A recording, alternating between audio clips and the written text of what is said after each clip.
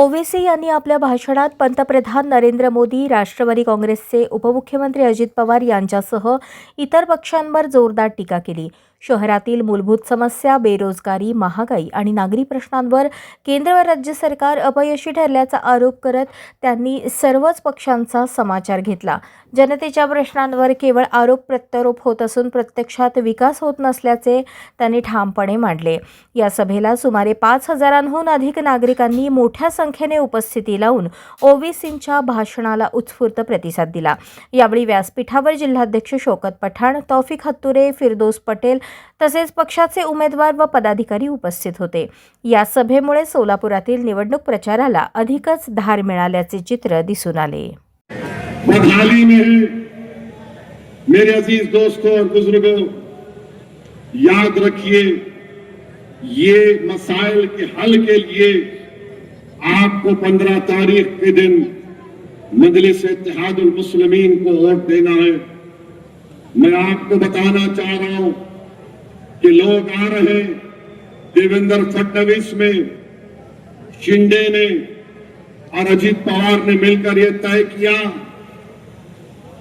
ये हैदराबाद की कहावत है, तू रो ऐसा कर, मैं तेरे को मारे ऐसा करता हूं. बंबई में बैठकर, मुंबई में बैठकर मलाई खाते तीनों. मैं आधी प्लेट खाता हूं, तू कौन खा ले, तू कौन खा ले. अब यहां आके बोल रहे नहीं नहीं हम अलग है. याद रखो, अजीत पवार इतना कमजोर मोम का बना हुआ है, मोम का. पुणे में पिंपरी चितवत के इलेक्शन में कुछ बीजेपी के खिलाफ बोल दिए इन्होंने. शाम तक इनको फोन आ गया,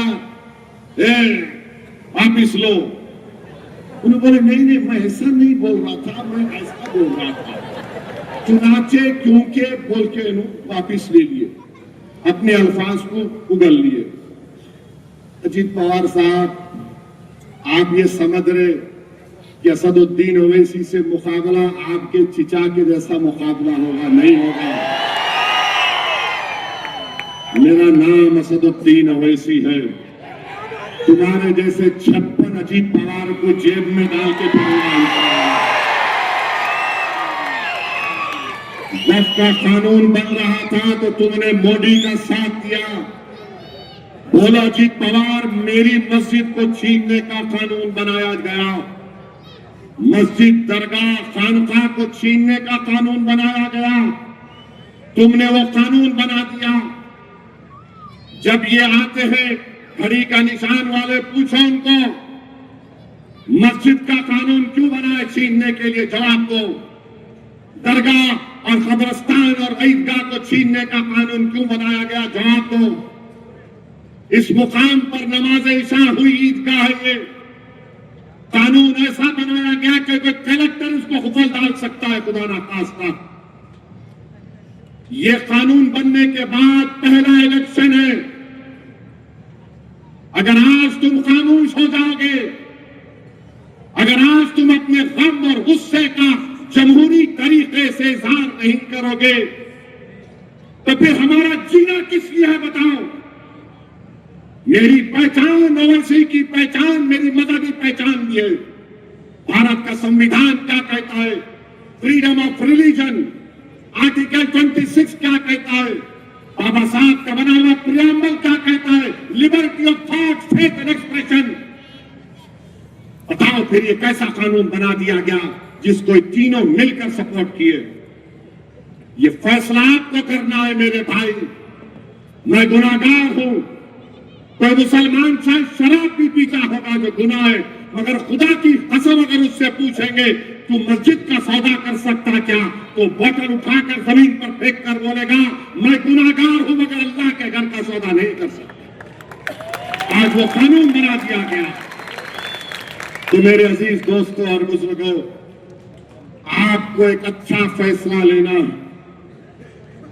तो ये नहीं समझना कि मैं शराबियों की तारीफ कर रहा हूं. मुझे शराब से नफरत है, शराबी से नहीं है.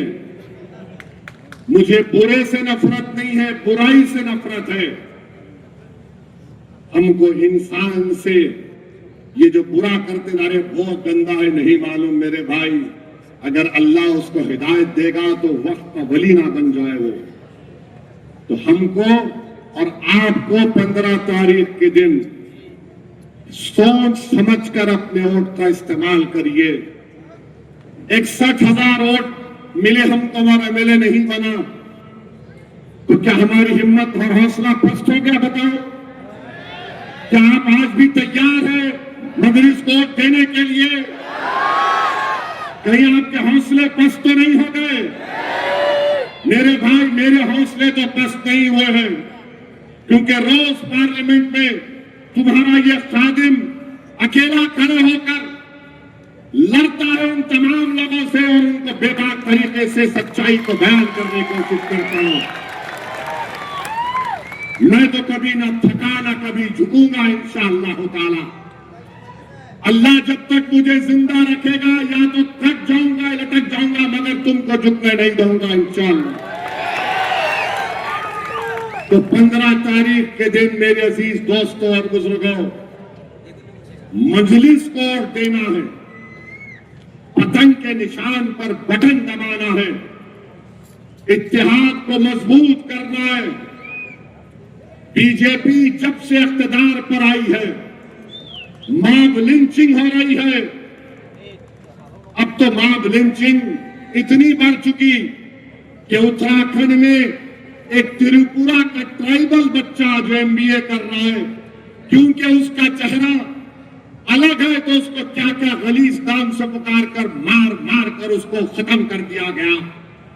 उसका बाप कौन है? वो बीएसएफ का सिपाही है जो भारत की सरहद पर भारत की हिफाजत करता है। मैं तकलीफ मुझे महसूस होती है कि उस बाप पर क्या गुजर रही होगी। अपने खानदान को छोड़कर वो सरहद की हिफाजत कर रहा है और भारत के अंदर